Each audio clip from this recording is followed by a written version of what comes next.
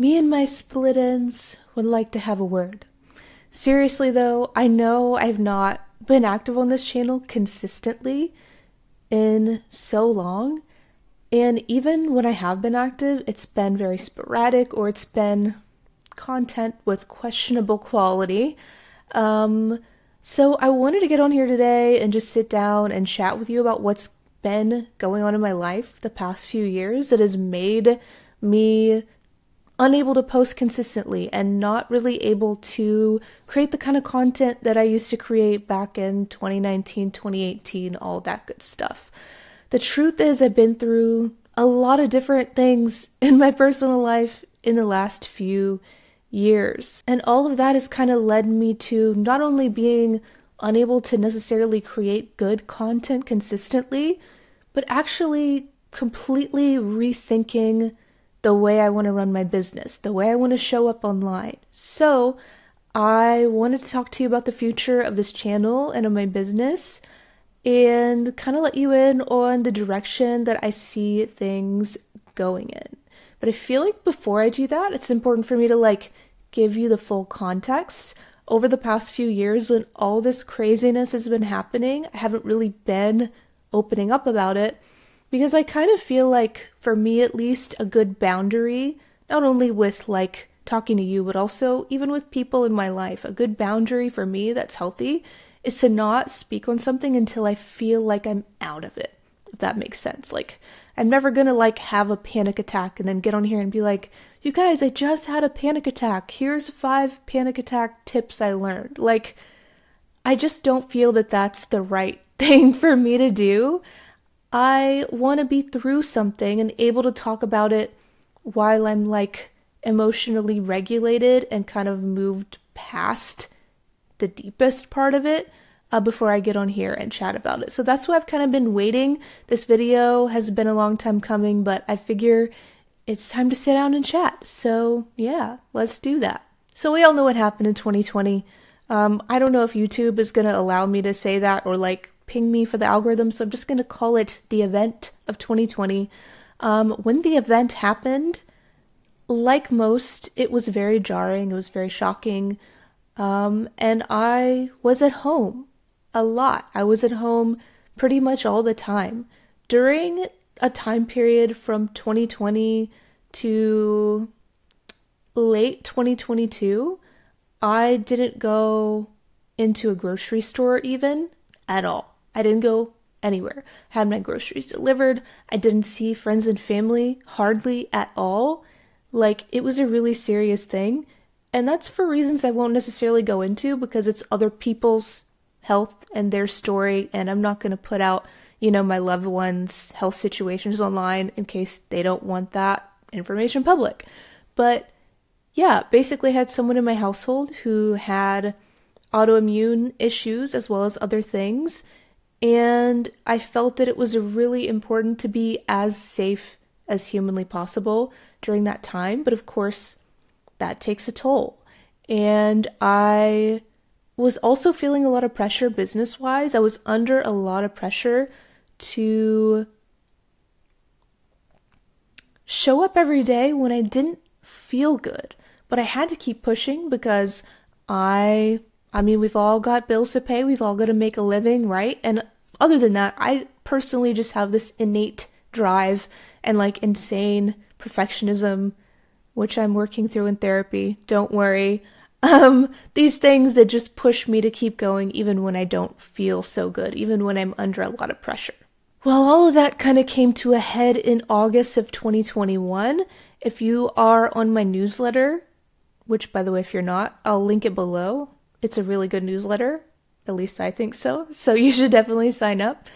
But if you're on my newsletter, you probably already know that in August of 2021, I ended up in the ER. I had no idea what was wrong with me. I woke up one morning and I could not get out of bed. I had such severe abdominal pain that I couldn't move. I couldn't use my abdominals at all. And until you go through that, I feel like it sounds like a thing okay, just don't do crunches or whatever. Just don't use your core to an extreme. But you use your abdominal muscles sitting forward. You use it when you're laughing. You use it when you're sitting up to get out of bed. The morning I woke up that August, I couldn't do any of those things. I couldn't get out of bed. I literally rolled off of my bed onto the floor, crawled down the stairs of my house, and woke my husband up and told him that he needed to take me to the emergency room. And of course he did. And of course, it was absolutely terrifying. I had no idea what was wrong.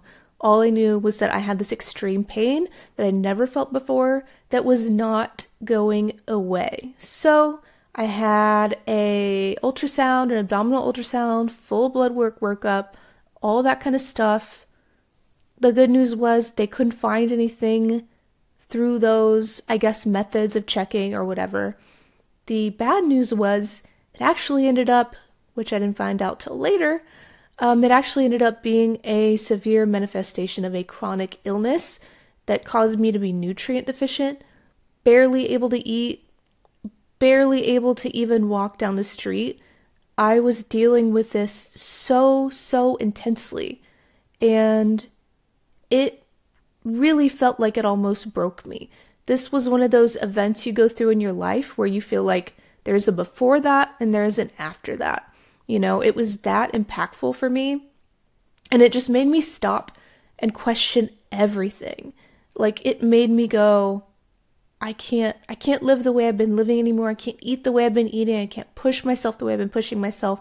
I cannot treat my body and my mind the way I've been treating my body and my mind. And it was so crazy. Like, for months, all I could eat literally was plain oatmeal and white rice.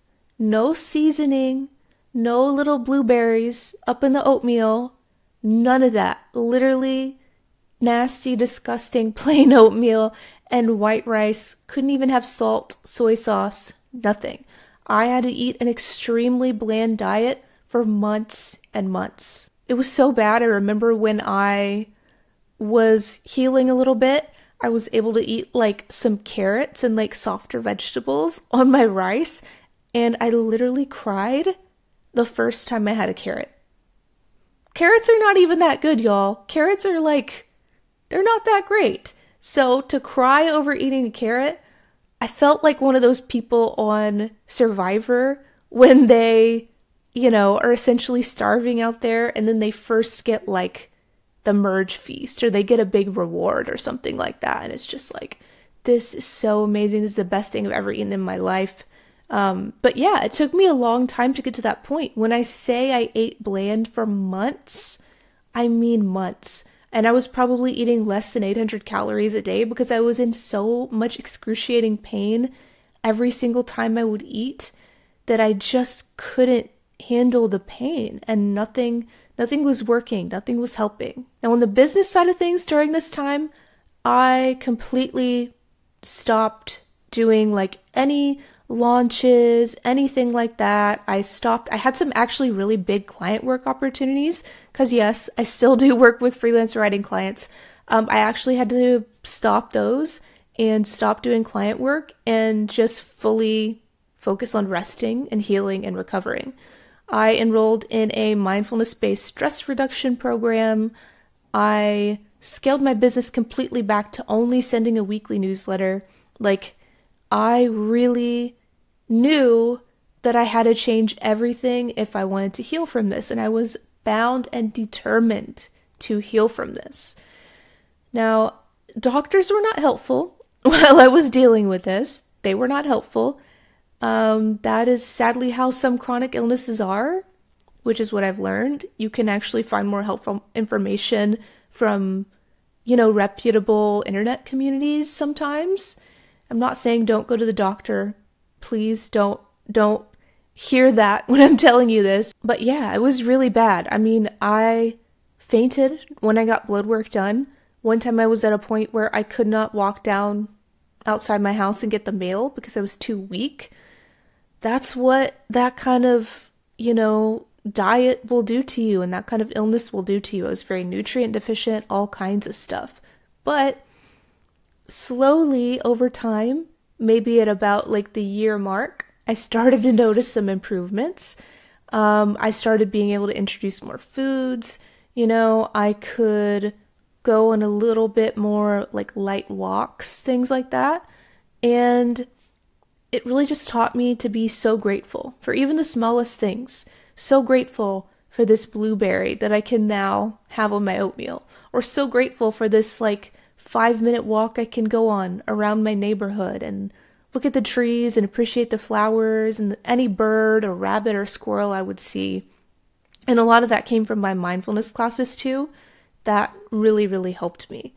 Now, again, I'm not a doctor, I'm not a health practitioner. Please don't take what I'm saying as fact. But for me, what I realized and what I believe is that I had a stress-induced chronic illness. But I think on my chronic illness journey, I tried to see it as an opportunity for growth.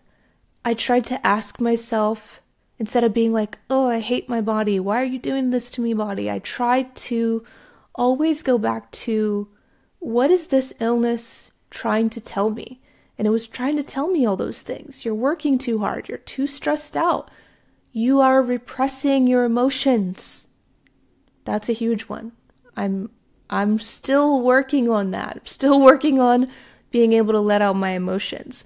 But I think that that's what my body was trying to tell me during that time. And as I worked through those things via therapy and somatic exercises, mindfulness and meditation, my body started to improve. And about 1.5 years after I started having these problems, I was pretty much essentially fully recovered. I could eat whatever I wanted. I could do a little bit more strenuous exercise and things like that. So that was great. And by the way, before we move on, I just want to say if you have a chronic illness, my heart goes out to you. These illnesses are so often dismissed by doctors and medical practitioners, and they are so difficult and excruciating and dismissed even by well-meaning loved ones, friends and family members who just think, your blood work's okay, so why aren't you okay? When that's really not the case. So if you're dealing with something like that, know that you are absolutely not alone. My heart goes out to you because I know firsthand how difficult and painful going through something like that can be. Okay, so right around the time I recovered, which was late 2022-ish, another really difficult life situation happened. I don't know how much I can talk about it because I don't want to be, another crying YouTuber, but I will tell you a little bit about what happened because it was another one of those pivotal moments in my life where it's like there was the before this and there was the after this. I'm not the same before this as I was before this thing happened to me. So a lot of you probably know Tito. He was my Chihuahua that I had from 2010. I adopted him when he was just a tiny little guy, about 4 months old. I actually have an old ass video talking about his adoption story and showing him off, so I'll link that above and below and all that stuff. It's a really old video, just to warn you. Like, when I watch those videos from that long ago, I look at myself and I'm just like, whoa, who is that person? She's got a lot of energy that I don't have today. But yeah, you can check that video out if you want to know more about his story, because I certainly don't want to reduce his impact on my life to his illness. And yeah, this is really hard to talk about. So I'm going to try to get through it. So Tito had a gallbladder issue that we were treating for a few years. He was doing well. I was always like, let's get him the best food, the best medicine, the best vet care, all that stuff we did for him. But things kind of came to a head in November of 2022. I think it was like mid to late November, actually, I want to say. Right before Thanksgiving. We took him in because he was sick and found out that he needed an emergency surgery due to his ongoing health issue, basically. I don't really want to go into a lot of detail about what happened the 2 months after that, but what I will say is that it was a living nightmare. It was every pet parent's absolute worst nightmare. it was really terrible. It was excruciating for me because Tito, for me, was my child and my best friend and my soulmate in dog form. A lot of people talk about having that one dog. They're like, oh, I've had a lot of dogs, but there's always that one. And for me, Tito always was and always will be that one very, very special dog. But yeah, we had to rush him in for emergency surgery. We were told that it was like 80 to 85% odds that he was going to come out of it fine. Sounds nice, but when you really think about it and when it's a life on the line, not great odds, right? Not what you want to be hearing. But fortunately, he did come out of it okay.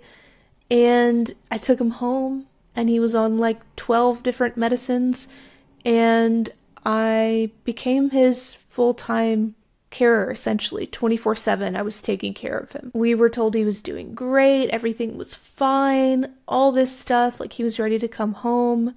And then things started to go downhill very, very quickly. Again, I don't want to go into it too much because I will cry off all this makeup that I spent an hour putting on.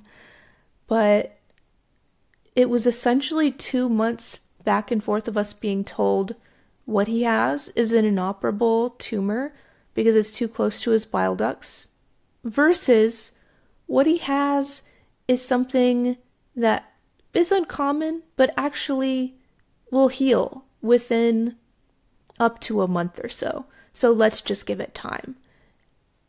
And just imagine every week or every few days, really. I mean, we were in constant contact with the doctors for that entire 2 months.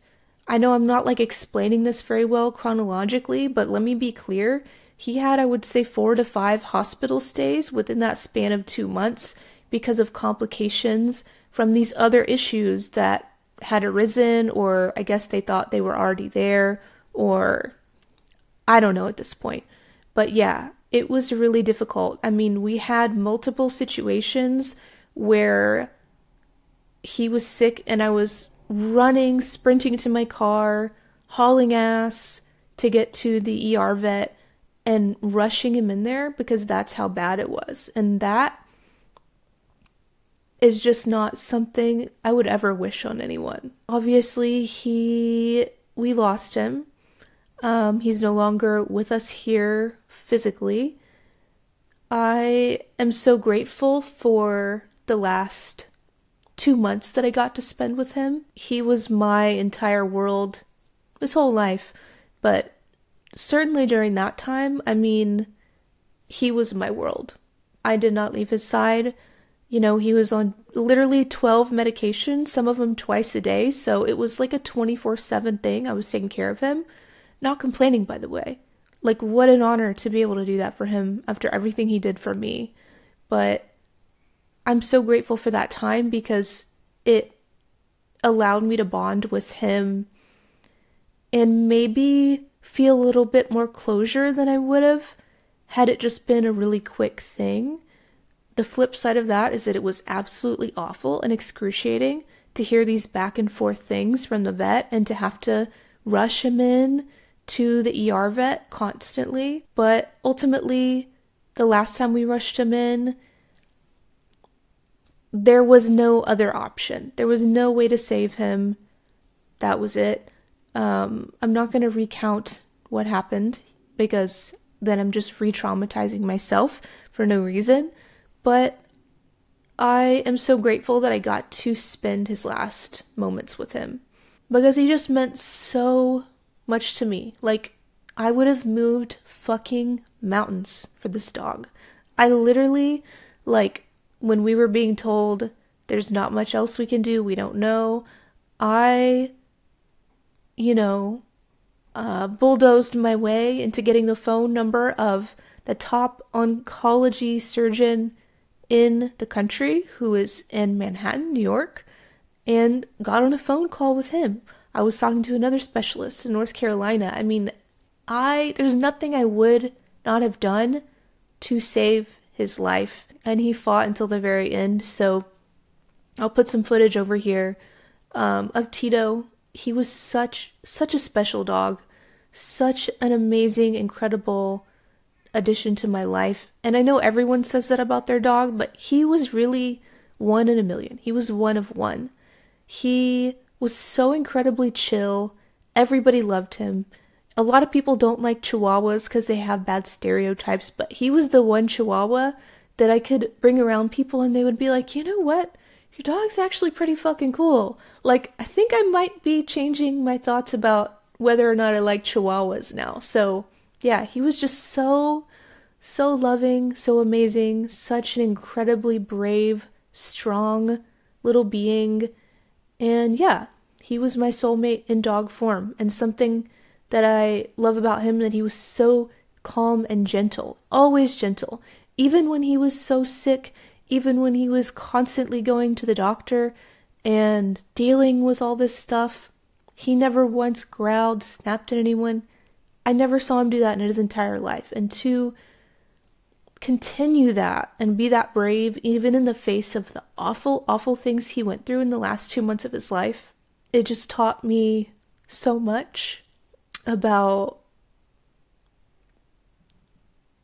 being brave in the face of adversity and being kind and loving, even when you're going through something really hard. And that's a lesson that I think I'm going to take with me for the rest of my life.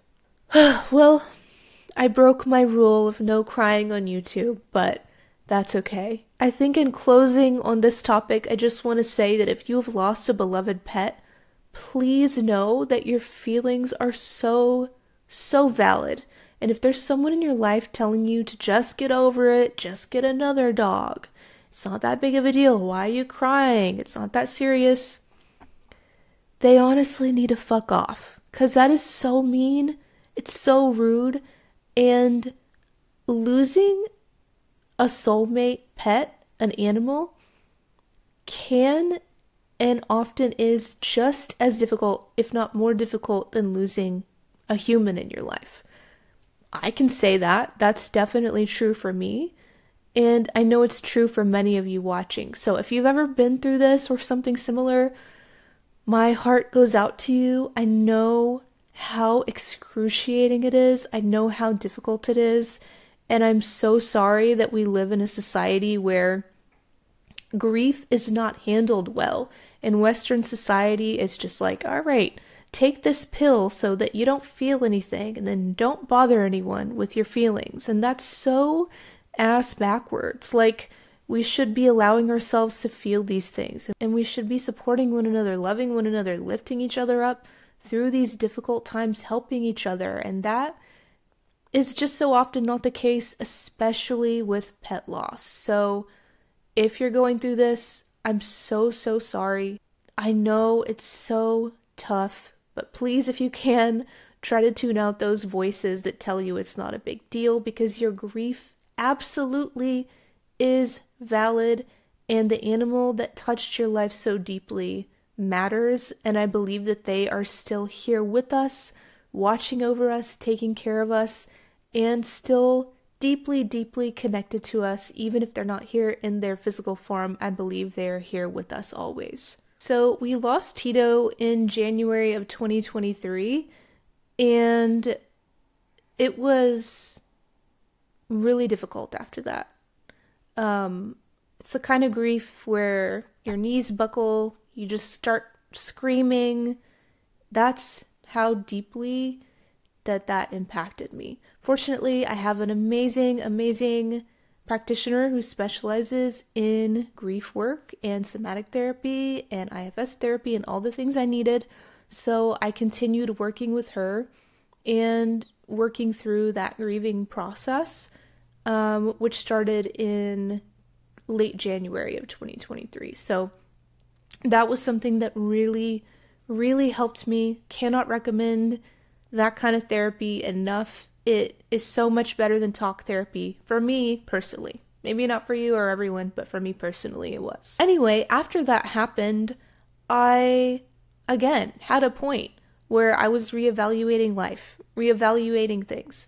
That tends to happen when you go through a huge life-changing event like chronic illness or grief and loss or whatever.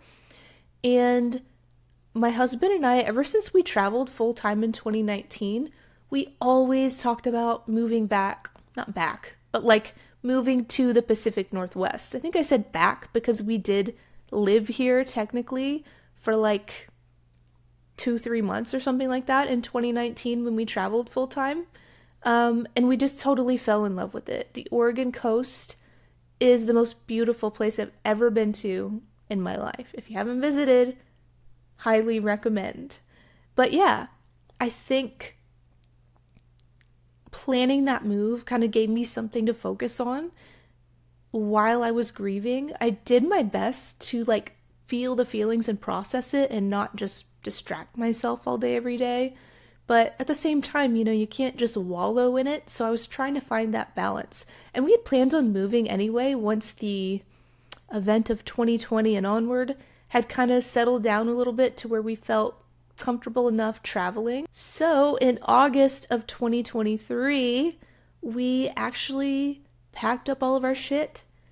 Got rid of most of it actually, but packed up all the shit that we could fit into the car and started driving from Dallas, Texas up to Oregon where we currently live. So yeah, that's exciting. I actually moved across the country last year, which was pretty cool. We had stops in Amarillo, Colorado, Utah, and Idaho. Definitely my favorite was staying in Salt Lake. So much beautiful nature there. Like, when we were on the way to Oregon, I was like, should we just like stay in Salt Lake City for a little while? I kind of like it here. I actually really fucking like it here. But then I was like, no, I just need to keep going. I love the Pacific Northwest. I'm glad we kept going. I gotta say, like, it's just so beautiful here. And that's no shade to you if you live in Salt Lake or any of those other places. Like, they all have great stuff. But, sometimes a certain city or state or whatever just draws you. And I've been felt drawn like a magnet to Oregon ever since we visited here. So we now live in Oregon. I absolutely love it. It's such a better fit for me. You might know this if you know my story of how I started my freelance writing business and how that happened after I got a melanoma, aka skin cancer, on my leg. I don't like the sun. Me and the sun are not besties. We're not even acquaintances. I don't like her. So I stay out of the sun as much as possible. That's great in Oregon. In Dallas, Texas, where we were living before, not so much. It's like 100 degrees and sunny like 6 months out of the year there right now. So not my vibe at all. Super, super happy that we moved here. It's just a slower paced life, the slower way of living. There are more like-minded people here. I love the weather here. I love the nature. I love, driving around and seeing trees everywhere and just breathing in the fresh air. It's amazing.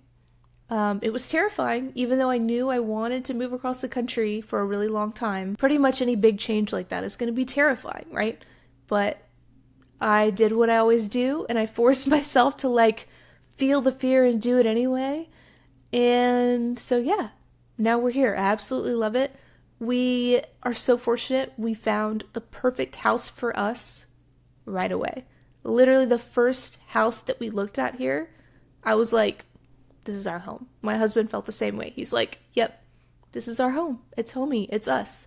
And it's so interesting because actually for years and years, he's talked about always wanting a house that has the little walk-up steps that go to the porch and door area or whatever. And I've always talked about, I want a huge ass bathtub right next to a big ass window that I can look out of and see nature. And lo and behold, without even knowing this house had those things, this house ended up having both of those things. So I just thought it was really cool about how we had been putting those kind of desires out there very subtly, very passively. I didn't have a fucking, vision board or whatever like that. But it's just really cool that things worked out that way. I love our home. It is like my dream home, essentially, other than, like some obnoxious $2 million mansion overlooking the ocean or something like that. This is my dream home. I love it. I love all the finishes. We have a gigantic kitchen island with storage in it. I have my huge bathtub. We have a little yard. I'm totally happy. It's amazing. So when we first moved here, I was doing all kinds of shit. I was doing a lot, right? A whole lot. I was running all the time. I was coordinating all of our moving, making sure we get our furniture, all that kind of stuff. Honestly, I was overdoing it. A little bit, maybe a lot. I think this is a lesson my body is going to continue teaching me until I actually fucking learn it. Which body?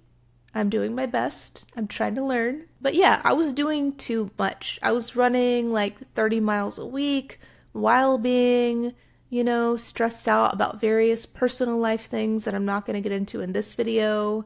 Maybe a video in the future, but not today. And I'd also just been through all these huge life changes. I mean, the 2020 event plus a chronic illness plus my spouse having a chronic illness plus losing Tito, it takes your body time to recover from stuff like that. And in hindsight, the second we moved here, I should have just chilled out. Should not have been running. Oh my God, I was going to these crazy 1 hour cycling classes at the gym. I should not have been doing any of that. I should have been resting. So August 2023, we started traveling here to Oregon. We got here in September, October-ish. And then I started doing all that stuff I was just telling you about. Again, I'm so sorry that I'm not good at recalling this chronologically. This video covers a long time span, so I'm doing my best. Just bear with me. But yeah, around Christmas 2023, I was really noticing some other symptoms coming up. I was having severe brain fog. This is a really embarrassing story, so I almost don't want to tell it, but I'm just going to tell it anyway. At my Christmas family party, we were playing board games, and we were playing Uno. You know Uno. You have to say Uno if someone only has a card left, or whatever, right? Not a favorite game of mine. I much prefer Scrabble or Scattergories, just saying. But anyway, the vote was Uno, so we fucking played Uno. Just had this moment while playing where my brain was not able to keep up with what was happening. I couldn't really keep up with everything that was going on. It was really overwhelming for me. It was like someone took my brain capacity and turned a switch that turned it down to 40% of what it normally is. And I really had a moment where I had to step away. I couldn't keep playing Uno anymore because it was kind of a big realization for me that my brain capacity was wrong. Something was really wrong with me. I'd been having a little bit of brain fog here and there for maybe a few previous months, on and off. But around Christmas time, which for whatever reason, probably some kind of childhood trauma, Christmas time's always hard for me. It's always been a very difficult time of year for me. I think that played into it. But yeah, that game of Uno and how slow I was reacting and how I was unable to think through the cards and the moves, it scared the shit out of me. It made me go oh my God, is something wrong with my brain? What is happening to me? So of course, I end up having to leave, just having a little mini mental breakdown in the car. Thank God for my husband helping me get through that low moment, as he usually does, because it was super fucking difficult. Obviously, it wasn't about the actual game. It's just about that moment of realization. Whoa, my brain is not fucking working, and that is scary. Because think about all the implications of that. Am I going to be able to work? Am I going to be able to write my fiction? Am I going to be able to work on music? What's wrong with me? In the following month or two, I started feeling fatigue on top of that brain fog. But as I do, I kept going to the gym, kept running, kept pushing myself, kept getting overstressed about various personal life things. In hindsight, not not my brightest moment, but we live and we learn, right? So what ended up happening is in April of this year, 2024, I went on a 1-week vacation, staycation. I already live in Oregon, so yeah.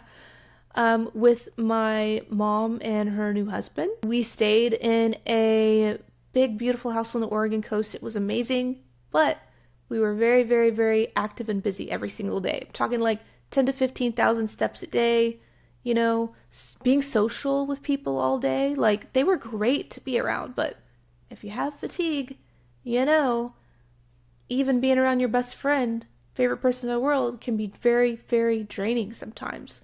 All these things kind of came together to create the perfect storm, and the second we got home from that vacation, I crashed. I mean, I could not get out of bed. I could not tolerate light. I couldn't tolerate sound.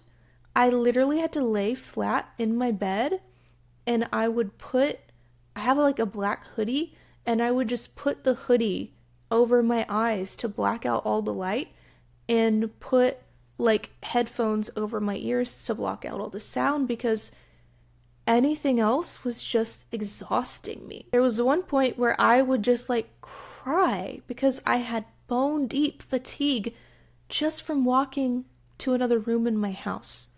It was absolutely terrifying. Again, just like the other chronic illness I had, I was like, okay, what's happening now? What am I going to be dealing with now? Because I knew that it was not, I'm tired. It was not, I'm sleepy. It was not, I'm having an off day. This was clearly very fucking different than that. I had to learn about pacing myself. I had to learn about all the things you need to do to kind of get yourself up to a point where you can work and enjoy some social things and kind of balance it all. Like, I don't know if you guys have heard of the spoon theory, but it's very much that. If you haven't, especially if you have a chronic illness or you love someone who has a chronic illness, please look up the spoon theory. It will help you understand so much better what you or they are dealing with. But it was so difficult. I mean, it was crazy. Like, I'd never felt like that before in my life. The brain fog and the fatigue where it's like excruciating to even get up out of bed. I think, again, it was just like the stress and trauma of the things that I've been through in the last few years, not to mention my severe childhood trauma that I'm still working through. I feel like there's layers to this stuff. I mean, I couldn't work again. I had that fearful thinking pattern again of like, oh my God, if I can't even tolerate light and sound, what am I going to do? How am I going to live? How am I going to find joy in my life? How am I going to work? Well, I'm very fortunate because I have been working with a somatic practitioner for like a couple years now who has experience treating this kind of thing. She put me on a supplement regimen and a diet that helped me immensely. Like, it took me from like 10% of a human being to like 50% of a human being, roughly. And that layered in with things like mindfulness and somatic exercises and just trying not to catastrophize my situation, as hard as that was, when you're just laying in bed and just thinking, what the fuck is going on with me? All of those things have helped me improve so much more. I would not have been able to sit here and record this video, 4 months ago or whatever. I wouldn't have been able to do it. And I think what was important for me was catching this very quickly, understanding what it was very quickly, having a great practitioner, and being willing to pace myself and only sort of up-level my schedule and the things I was doing very, very slowly. Like, I wasn't just like, okay, I'm having a good day, so now I'm going to go for a run and I'm going to work for 8 hours. Absolutely not. I haven't gone for a run or actually worked out at the gym since that happened in April at all. I've been able to work my way up to walking So that's very exciting. It actually is. Like walking around some of the trails here in Oregon, I mean, it's just one of those things where you just got to be so grateful for the things that you can do, you know? And I am, because in April, I could barely walk around my neighborhood. I know I've been talking about this already on my Substack newsletter, which, by the way, you can get on that linked below. That is not like a businessy newsletter per se. It's my once a month in review type of thing. I might actually start turning those into YouTube videos. Let me know if you'd be interested. It's just like personal business behind the scenes month in review.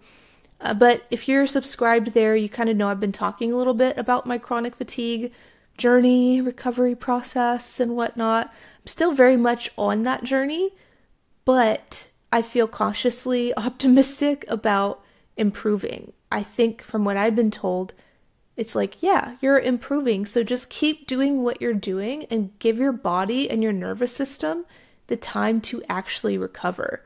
I mean, I just think it's going to take time. It's going to take time for me of not overworking, of not overstressing, of not letting things like meditation and somatic exercises and things like that fall by the wayside.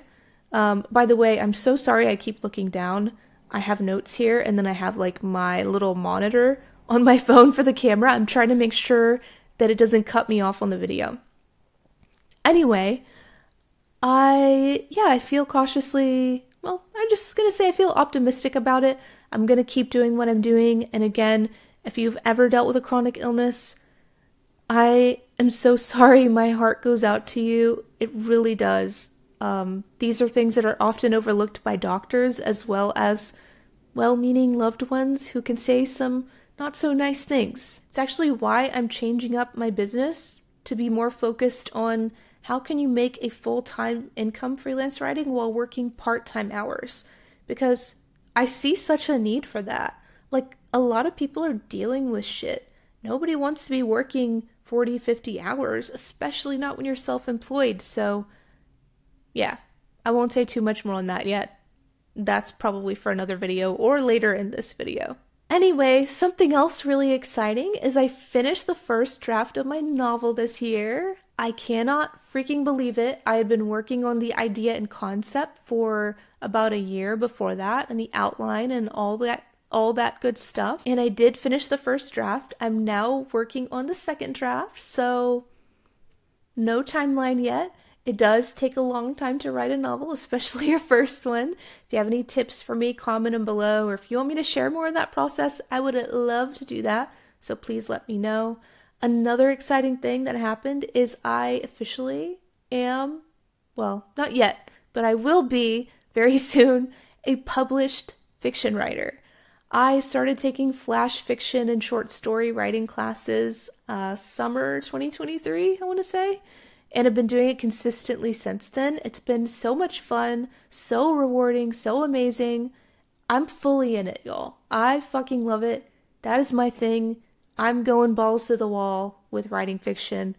It is so much fun and so awesome. And I just, a couple of weeks ago, received my first acceptance from a literary magazine that I truly love, like an awesome literary magazine. So, if you want to hear more about that process, or if you want me to share the piece here on YouTube, it's a little flash fiction piece. It's literally like 2 paragraphs, so don't worry. I'm not going to shove like a 8,000 word short story down your throat that you're not even interested in. But yeah, if you want to hear more about that, definitely let me know in the comments. Okay, so my phone just cut off my video, which was super rude. But anyway, I did also want to talk about the future of this channel and of the online course side of my business, aka Writing Revolt, before I let you go today. I think as my business grew, and especially in the past few years where things have shifted so much to like everything's social media and everything's just like this robotic, pumped out content, like all that has made me so sad. Like, I'm kind of like the kind of person who really misses the OG days of blogging, the 2015, 2016, reading the WordPress comments, having Facebook groups. Like, I remember those days and talking to so many of you guys in blog comments, which, like, blast from the past, holy shit. And just having a real sense of community. I think in the past few years, with the way social media has shifted and just the online landscape has shifted, that has really changed. I really, really missed having that sense of community. So I think that has made it harder for me to show up and create kind of the same soulless feeling content all the time. So as a result, a very exciting and big part of the future of this channel is I am not going to just be pumping out the same old best niches and how to start freelance writing videos constantly over and over just to feed the YouTube algorithm. I want to put out videos like this where I actually talk to you guys. I want to talk about my dogs with you. I want to talk about fiction writing with you. Maybe share like flash fiction tips or tips to help you get started writing short stories and get them published. I really see this channel, yes, still having freelance writing videos, but also expanding beyond that. And by the way, I also want to expand into like advanced copywriting tutorials and stuff like that. I actually recently just created a new product, and it's going to be like very low priced when it comes out. That's the plan. Where I break down 5 high converting landing pages, give you templates for landing pages, and then teach you how to make your own templates. So that's kind of what I mean when I say like advanced copywriting stuff. And of course, I'll still have free content here on YouTube too, but things are going to be changing a little bit. And yeah, I'm still definitely going to do like freelance writing, the typical style videos you've seen me do for the past however many years sometimes. I'm still kind of trying to find my groove with that because I don't necessarily want to show up and be like, hey guys, like I'm here to be as bubbly as possible and all this stuff. I mean, especially now that I have fatigue, it's just like, I can't. And I think I've stopped making YouTube videos in the past because I feel the need to always show up as the best version of myself that will be very positive for whoever's watching. I never want to make anyone feel bad by watching my channel. I never want to bring anyone down. I never want to, not be that person who can be encouraging and upbeat and things like that. But the truth is, I've got to find some balance for myself too and let go a little bit of that pressure to just be always on and be so polished and poised. Like, honestly, that's just not me anymore. And that is not, it requires so much energy and so much planning, and it puts me in like a tense state. So I'd much rather do videos like this that are more chill and casual, even if they are more teaching style videos, something that's a little more laid back. But I would love to know your opinion on that. Like, are we feeling a little tired of the like peppy, upbeat video vibes? Or are you like, if you don't do that, then you're going to be boring and I'm out? You can let me know. Honestly, no one on the internet is or should be for everyone, but I really want to know your thoughts. And if you like videos like this, or if you like videos that are more slow-paced, fast-paced, somewhere in between, casual, chill, I don't know. The internet's fucking weird right now. Just let me know, like, what you're into. So yeah, that's where I see this channel going. I want to expand into different arenas, kind of all centered around writing, like I said, fiction, flash fiction, short stories, publication process, as well as other fun stuff like conversations like this. I can do more videos about how to run a business when you have a chronic illness. Things like that I think would be great. Or, just a self-indulgent video about my dog. Something like that. Which, by the way, yes, I have since adopted another dog. And yes, it is obviously a Chihuahua. I just believe I'm the kind of person who always has to have a dog. So, I won't spoil that for you. But maybe soon I can do a different video introducing my dog. I think that would be pretty cool. Comment below with any of your ideas. I'm literally open to pretty much anything. Like any topic you think I could help you with, please do let me know. As far as the business side of Writing Revolt, which if you don't know, that is the course side of my business. I teach online courses about how to freelance and how to be a copywriter, and then I also have freelance copywriting clients. The Writing Revolt course side of my business, there are going to be some really exciting changes coming up. Yeah, I'll let you know what that is right now. I was thinking about it. Should I do like an announcement video? I'll get you a little bit of the info in this video. I'll do a formal announcement later. If you made it this far into this long ramble, you deserve to know. But basically what I have done since the start of 2024, like the first 6-7-ish months of 2024, I didn't do any Writing Revolt stuff, like hardly at all. Obviously I have like customer service and I handle my students, take care of my students, all that. But like promoting, like anything, any content creation, really didn't do anything like that at all. I was strictly, solely focusing on my copywriting clients as an income stream. While I was doing that, I was also making note of all the crazy changes that has happened in the industry in the past year or two. Things like AI, saturation on sites like Upwork and Fiverr, how niching down has changed. So I created an all new free class on how to kind of get to 5K a month or beyond in this market, not a year ago's market, 2 years ago, because a lot of shit is outdated at this point. LinkedIn DMing, all this stuff that was working a while back, not working anymore. So I created an all new class that I'm going to be teaching live here next month. I'll link it below. You can get more info there. But basically it's about how to make $5,000 a month or more while working 25 hours a week or less, because after having multiple chronic illnesses, I so recognize the value in having as minimal of a work schedule as possible. Another thing I'm going to be doing is updating my Killer Cold Emailing program, which is my start to finish how to get freelance writing clients from scratch, even if you're a beginner. It's my course. And I think a lot of course updates tend to be like, oh, I'm adding more videos and workbooks. But like, who has the time for that? And I'm not talking about me not having the time for it. I have the time. But do you have the time to sit and watch another course video and do another workbook? It's just not, it's not the vibe. It's not the vibe in today's market. So what I actually am doing, I am introducing pre-built marketing assets into the course. One of the most exciting parts of it is I pre-built a freelance writer website, all 5 pages, pre-designed, copy template and everything for the course. Every student is going to get it. I'm not raising the price at all during this upcoming launch, which is October 22nd, in case you wanted to know and plan for that. But yeah, it's literally a zip file. You download it, you pop it in the site builder, and you've got your site built in 5 minutes or less. And then you just fill out the copy template or whatever, of course. So, I mean, you can do all of that in like less than an hour easily.